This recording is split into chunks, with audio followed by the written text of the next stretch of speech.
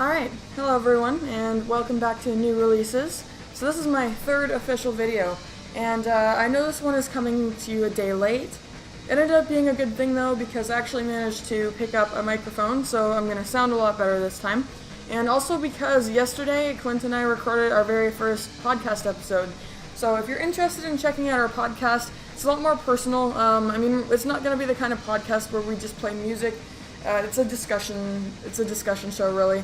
If you want to listen to that, it's up on takethispersonally.wordpress.com, and in both streamable and downloadable format. So I may actually switch the days. I may actually start doing videos every Monday and podcasts every Sunday. So do watch out for that. I am still playing around though. I'm still getting all this kind of together. Anyways, joining me as a special guest today is my pet fish, Van Helsing, because I have to clean her tank after this. So she's just going to help me out here with all of these new releases. Anyways, yeah, hopefully the new mic works well for you guys. Today I have 5 releases for you, so a shorter list, but I was incredibly picky, and I have some pretty great stuff to talk to you guys about. The first one I want to talk about is Omen with The Grand Usurper.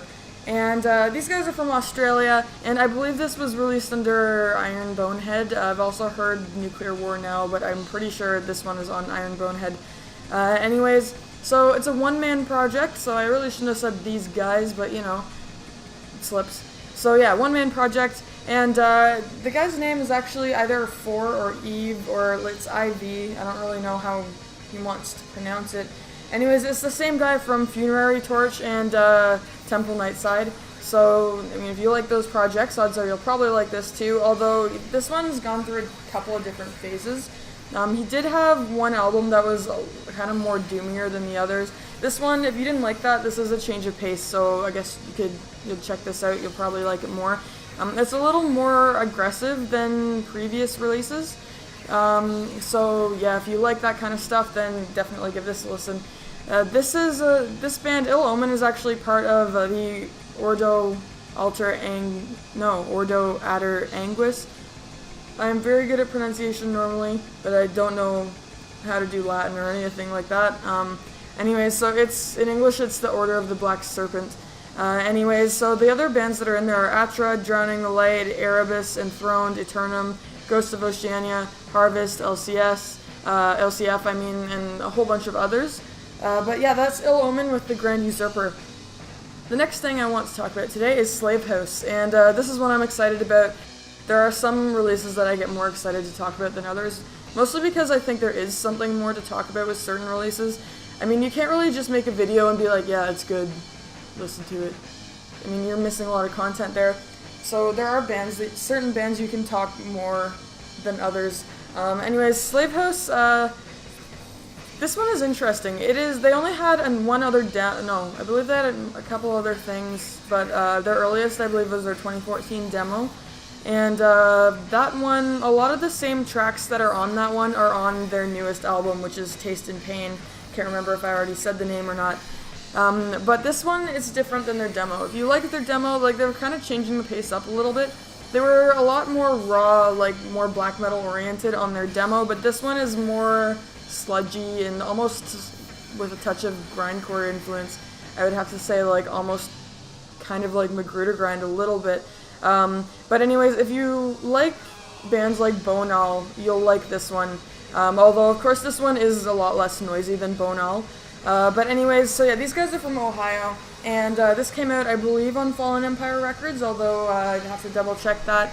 That is, yeah, oh well. Anyway, so this is their first full length, and I really liked it, so hopefully these guys are going to put out more like that in the future. I like the direction that they're heading, and it's neat to see what they've done with the tracks that were on their demo and how it's changed over time.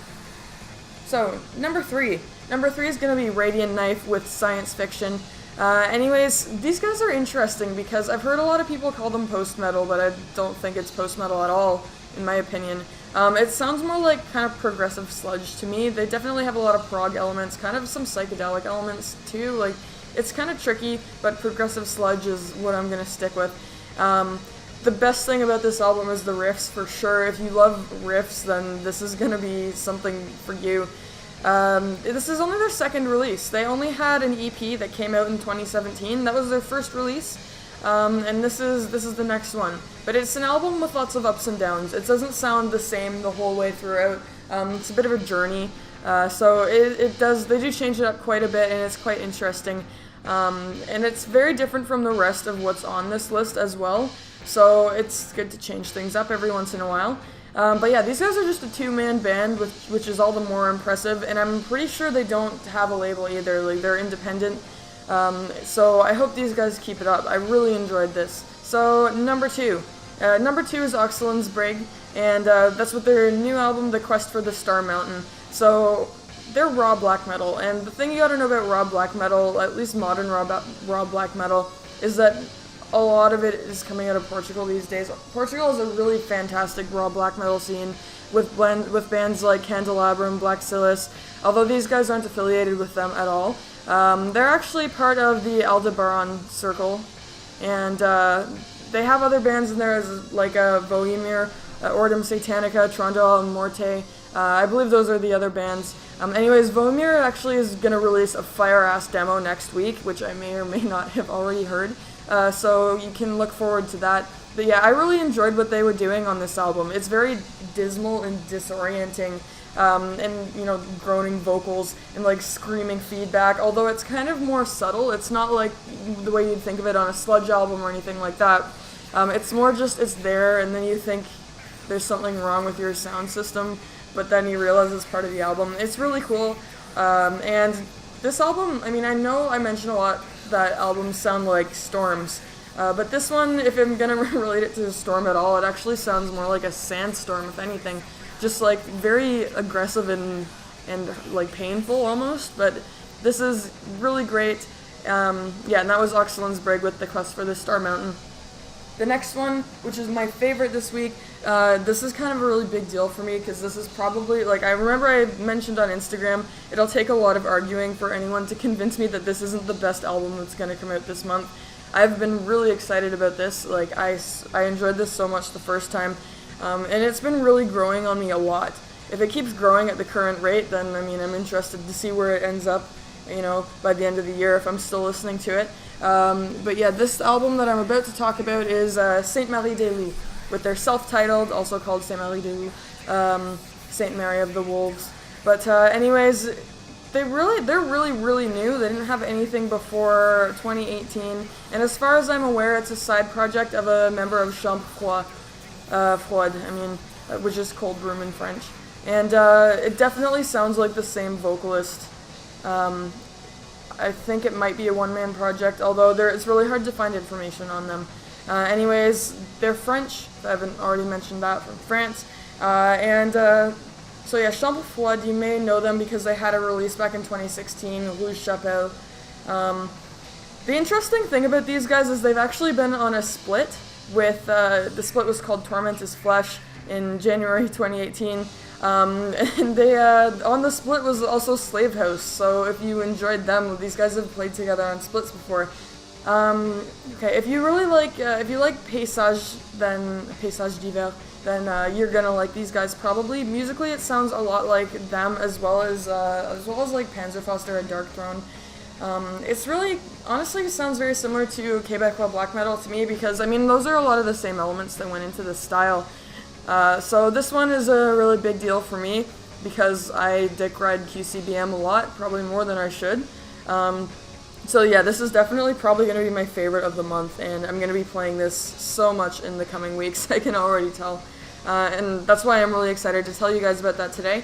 Anyways, this video has been shorter. I'm kind of streamlining my process so I don't ramble as much. But anyways, just before I, head out, I want to say a couple words about my podcast. So the one I've said at the beginning of the video, I am doing a podcast with Quint, a friend of mine, and it's going to come out every Sunday evening. So do check that out if you're interested. And so far I know I've only done new releases videos on this channel, and I've said before that I'd like to be doing 2 videos a week, and I'm kind of trying to figure out right now what the rest of my content should be. I have to really invest my time wisely because I'm pretty busy, I don't have a lot of it. So I have a bunch of ideas that I'm trying to figure out, like which ones I should run with. But I'm definitely looking to do some album reviews as well, so you may see some of that coming in the next few weeks. The other thing I want to mention briefly is my end of the month lists. So July just ended, and I didn't start doing this series until like partway through July, so I'm not going to do an end of the month thing for July, but at the end of August I'm definitely going to be doing another one of my end of the month posts. So back on Take This Personally, at the end of every month I would do a post. It was just like really bare bones, nothing fancy, just like my favorite albums from the month. So I'm going to be still doing that, not in video format, although I may make a video. But the problem with video is you can't go back and add things later on, so I'm going to be doing that on the blog, takethispersonally.wordpress.com if you haven't already.